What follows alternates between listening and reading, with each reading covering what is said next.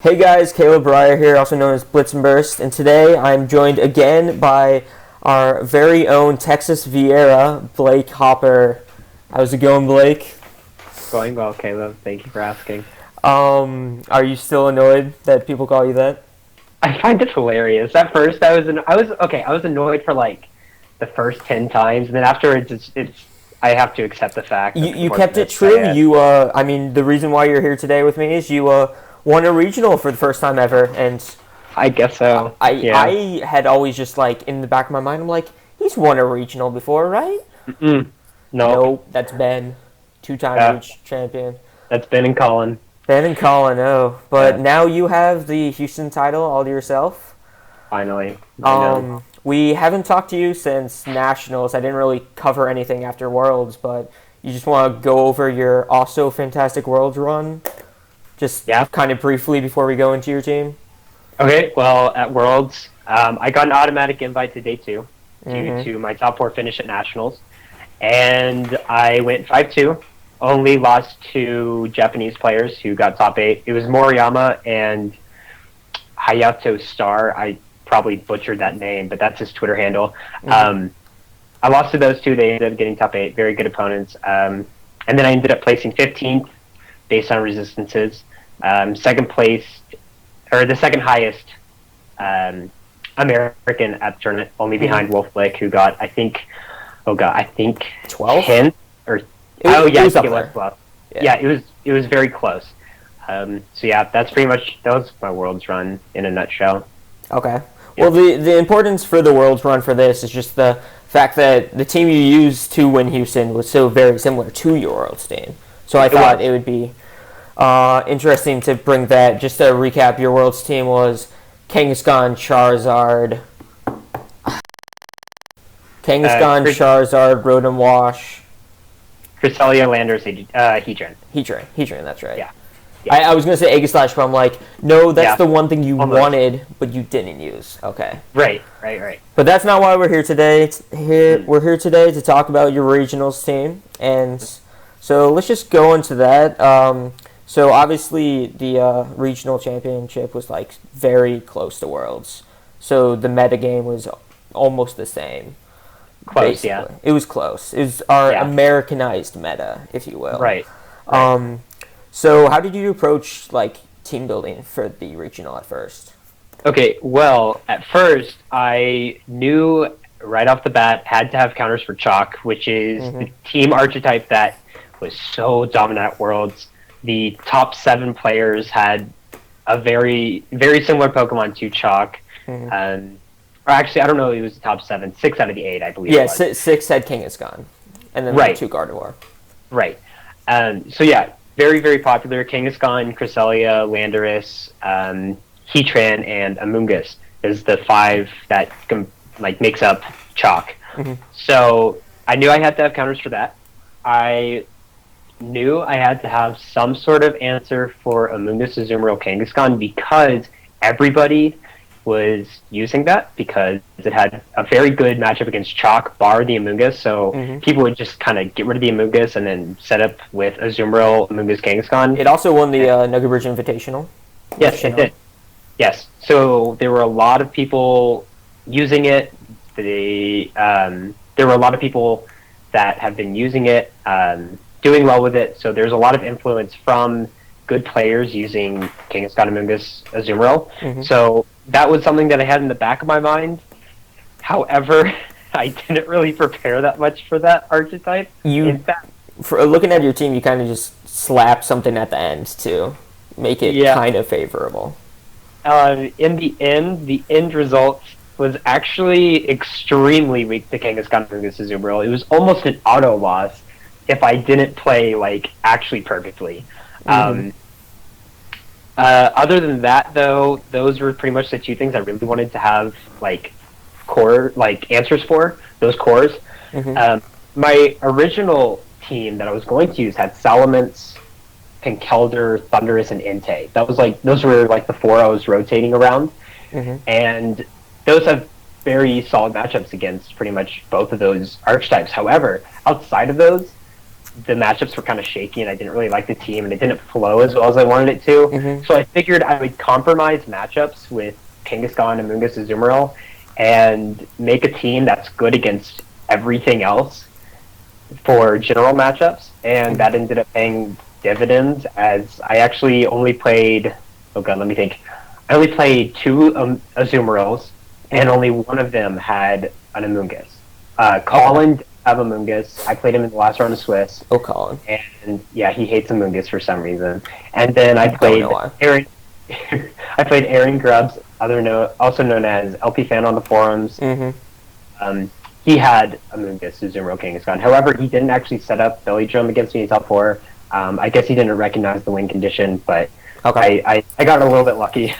They're potentially getting them. He did so well. He got getting that far already.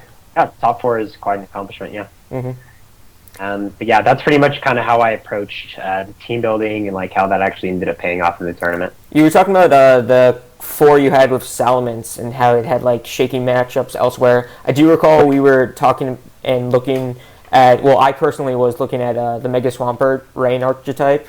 Right. Yeah. And you're toying with that too, and I dropped it for basically the same reason. Like it doesn't have overall good matchups. It's just certain niche ones that happen to be popular. So that's why it was kind of doing well.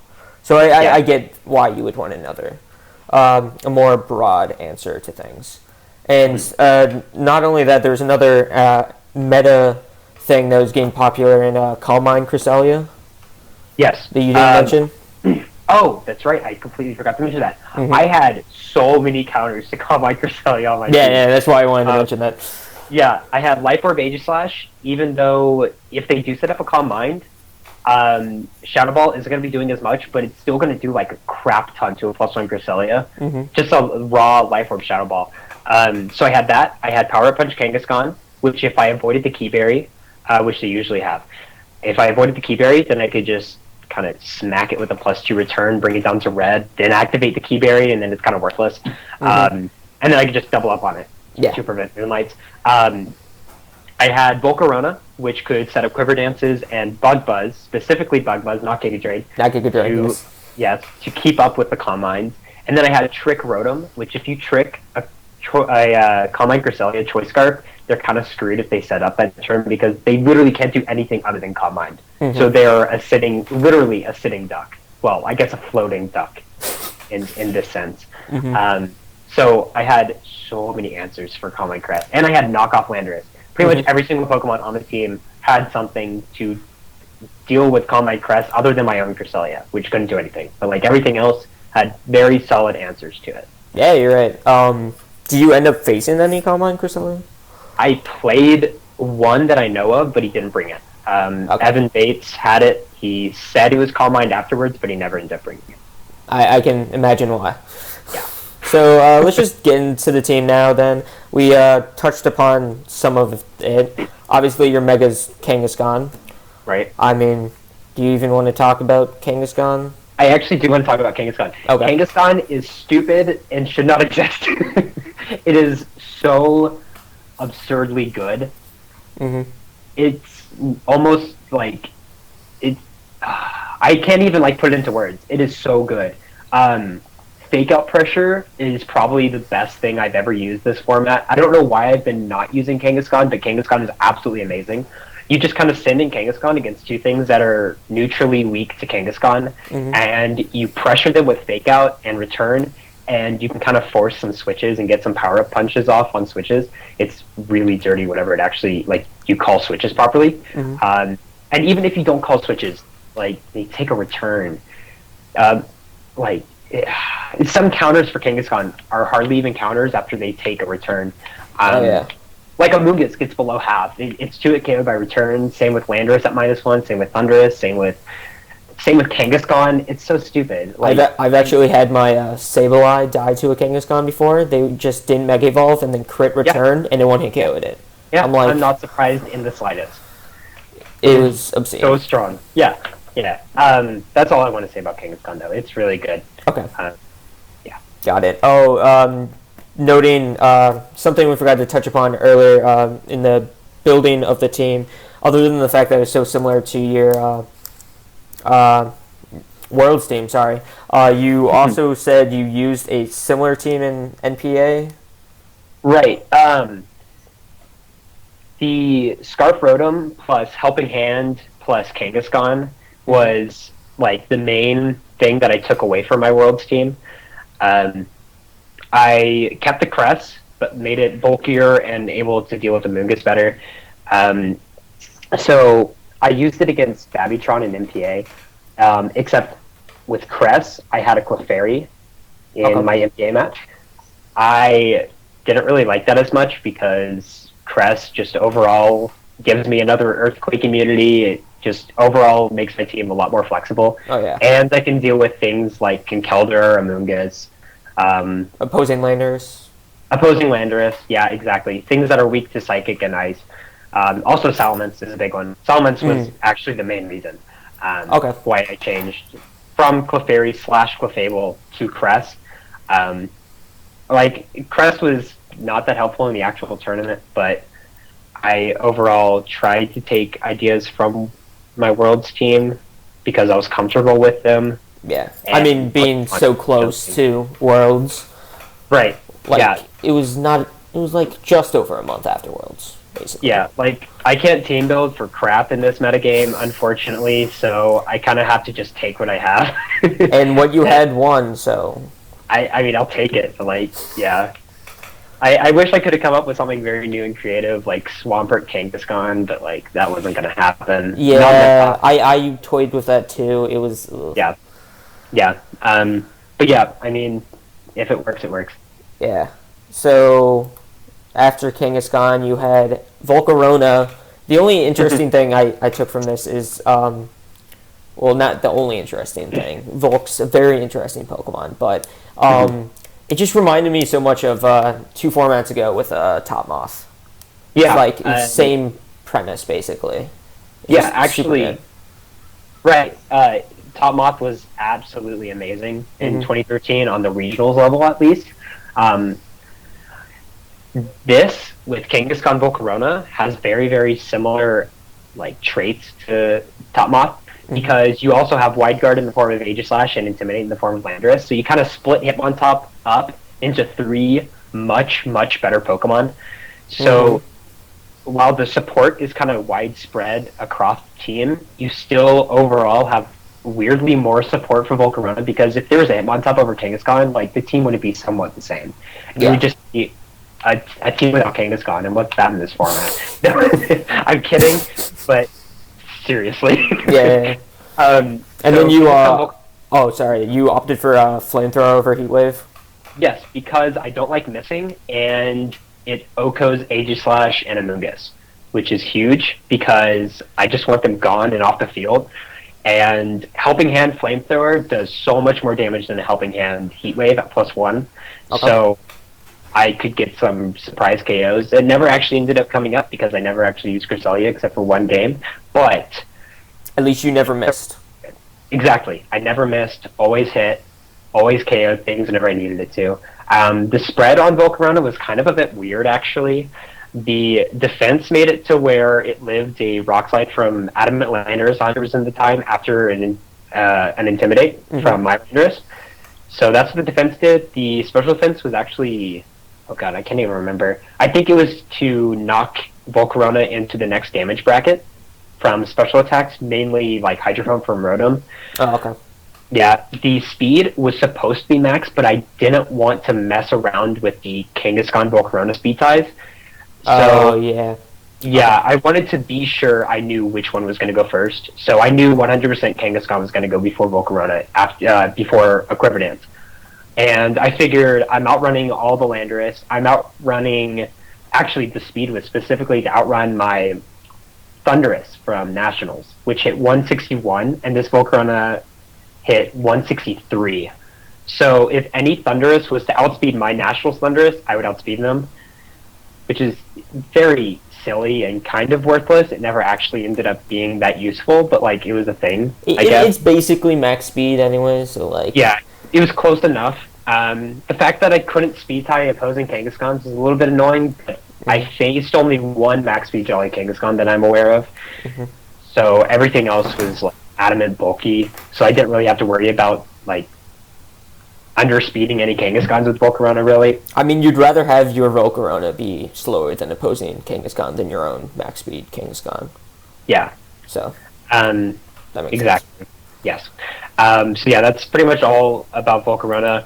The Quiver Dance Bug Buzz was amazing. I could like 2 Cresselias, so that was very helpful. Stressing that Giga Drain just doesn't make sense right now.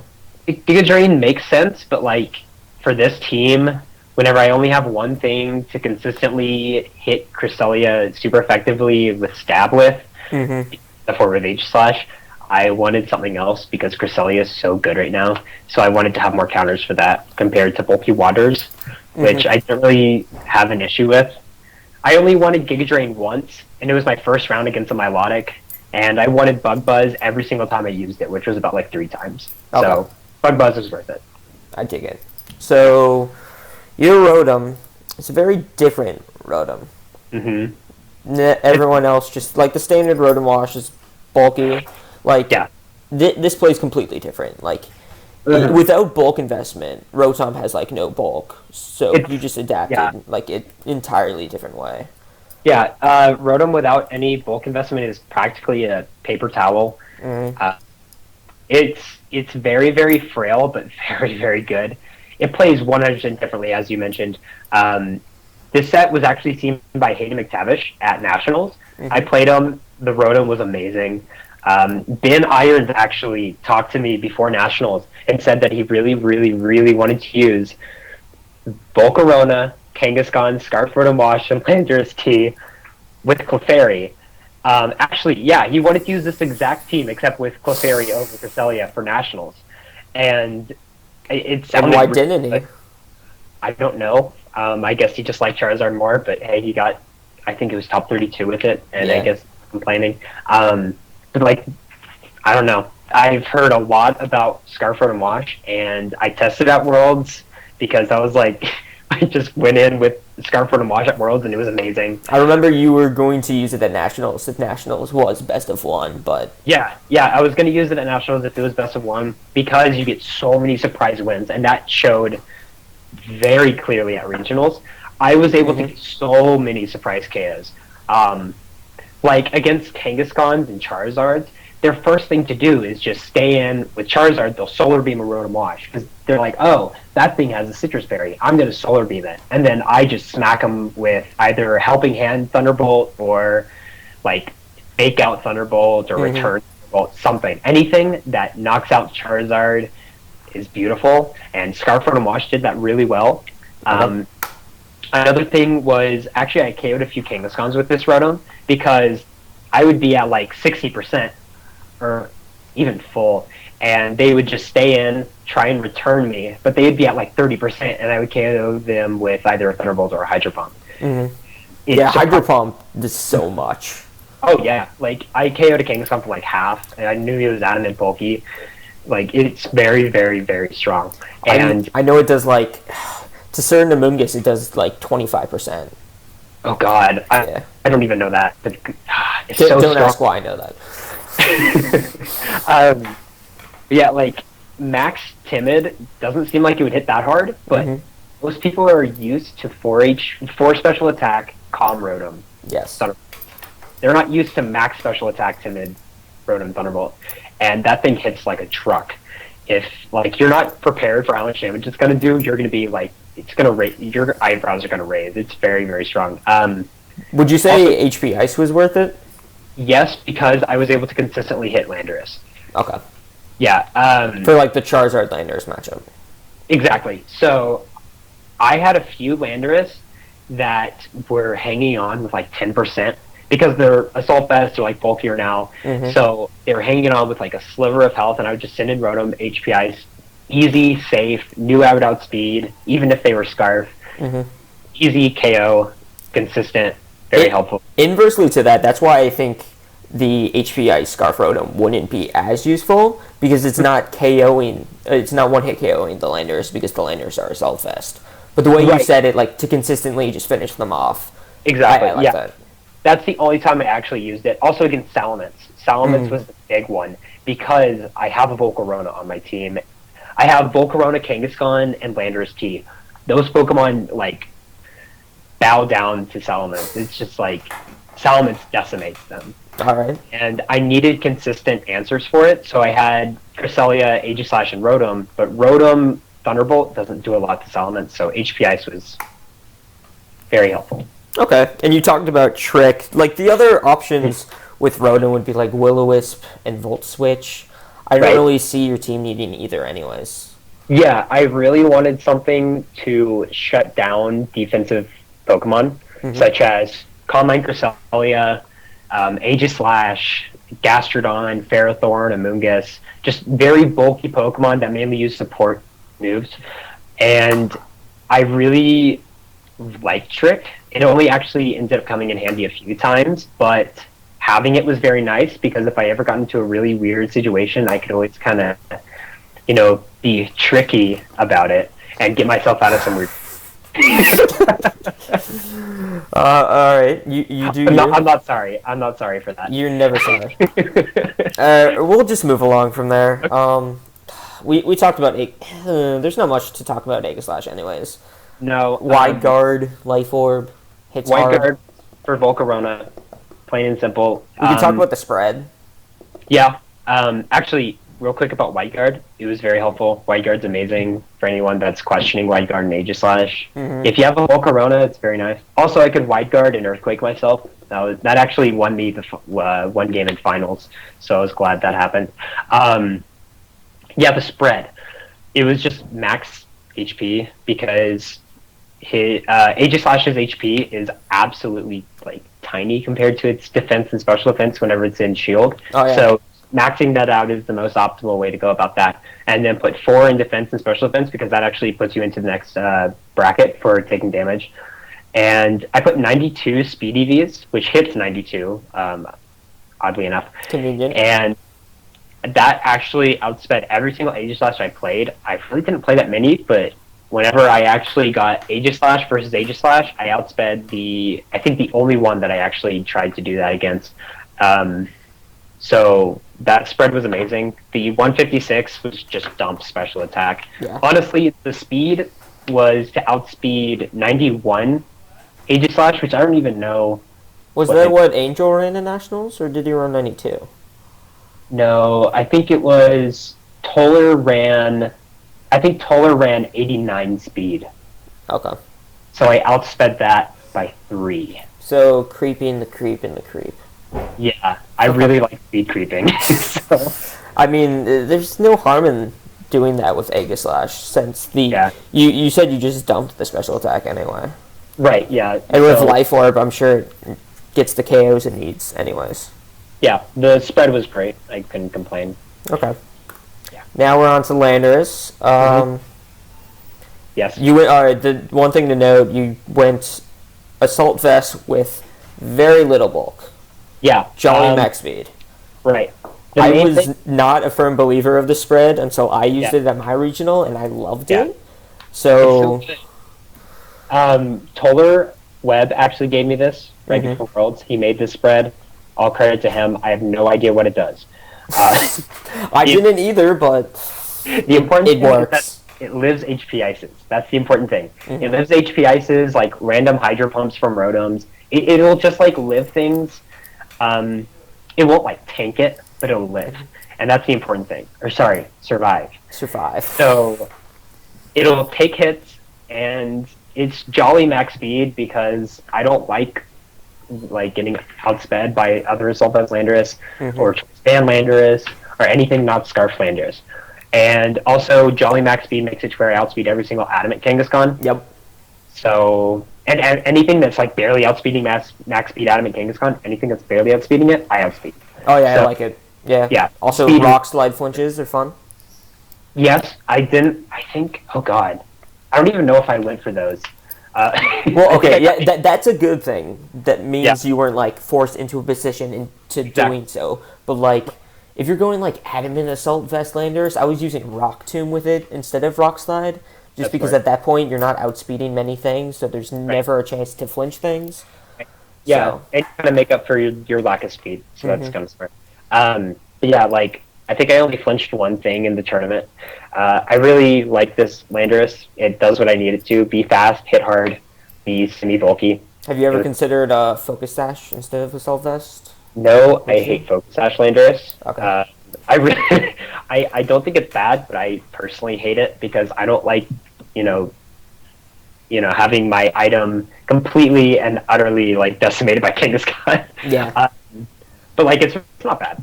It'll take like a Life Orb, HP Ice or something, or like a Hydro Pump or an Ice Beam, which is nice. And then you have more health than just 1 HP. Right. You have more health to deal with. Okay. Yeah. The only trade-off is that I can't protect with this set. So with Focus Sash, you can protect. You have some flexibility with your Landers. But I like the Assault Vest. It was just... You also wanted all the moves, anyways. Exactly. I wanted every single move. Knockoff was good for Aegis Slash, Cresselia, stuff like that. And also, Knockoff was really good for breaking down opposing teams. It just, like, took down... It took away some structure from their team. Like Choice Scarf Landers. Yeah, I actually ended up doing that in top 4, and it won me the game. Like, I took off Landorus Choice Scarf, and it guaranteed my Kangaskhan would outspeed it. And I was also able to knock off things like Choice Band Landorus. If you knock off a Citrus Berry from a Thundurus or a Cresselia, they don't have as much bulk. So overall, just like knockoff is really, really good to, destructure a team. Kind of limits their options. Oh yeah, totally agree there. And so that basically wraps up your team. There's strong. What? There's the Cresselia.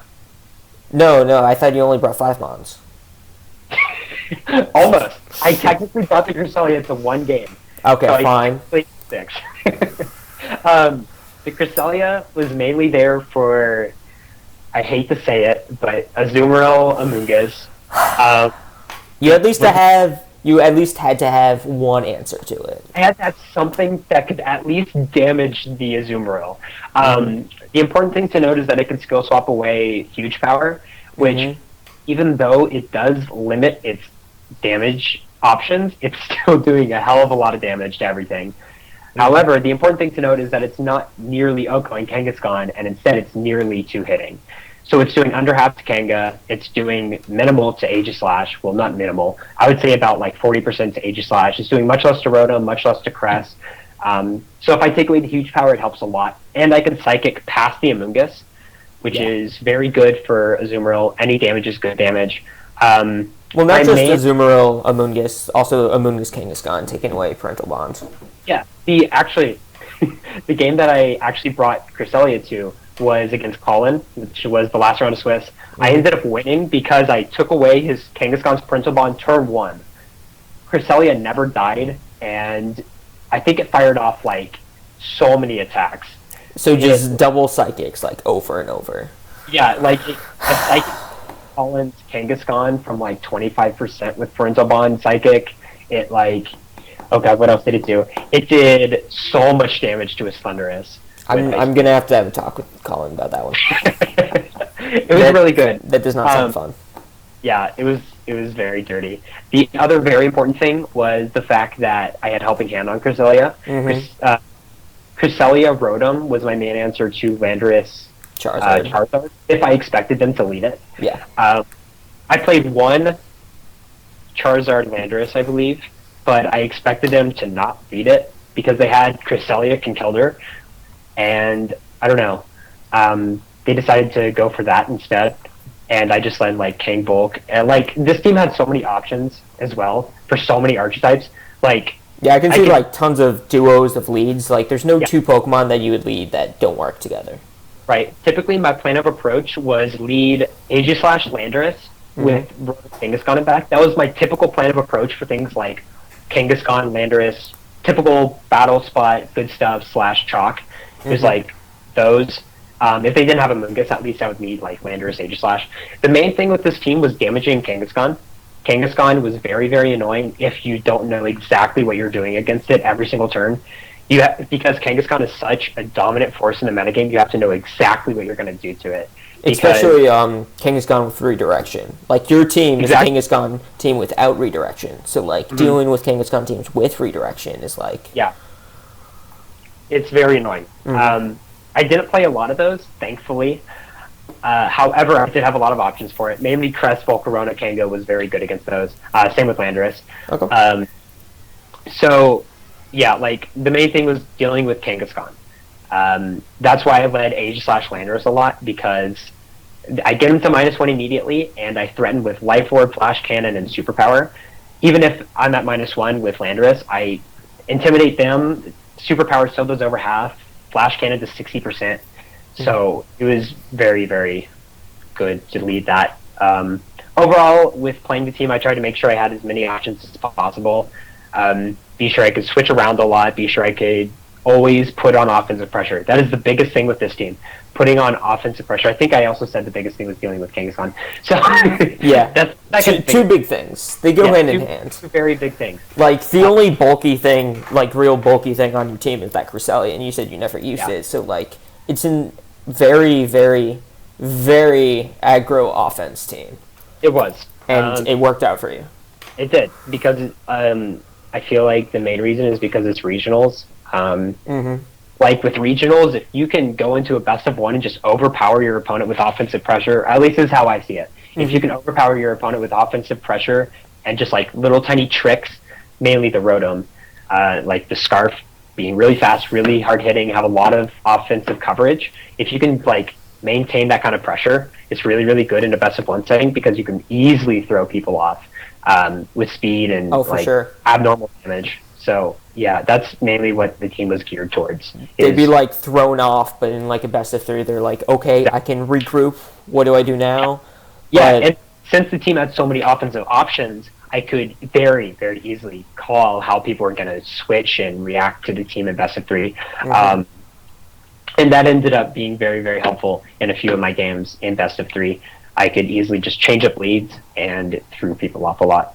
So that was very good. Well, I'm glad to hear that. So thanks for coming by again for the interview. Do you want to shout out anyone who might have helped you with this team? I know a name you didn't mention. Yes, I do want to give some shout-outs to people. I want to give a shout-out to David Kubiak first and foremost.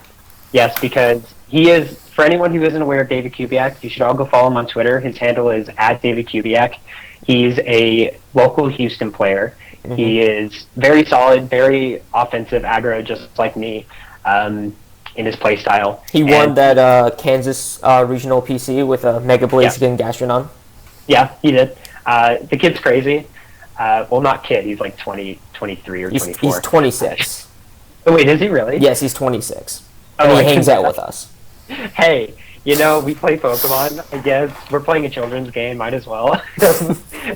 Anyways, he convinced me to use this team. He came to me the day before the tournament and said that he had this team, which was a team very similar to the one I used in MPA, and he kind of convinced me to use it. So I want to thank him a lot, because I would have used my Solomon's team if it weren't for him. I didn't like that team. You sent me the pace spin. I'm like, yeah, you do you, Blake. Yeah, it was kind of gross. But regardless, thank you, David. I also, oh god, I'm gonna forget people. Anyways, thank you, Ben. Kenan.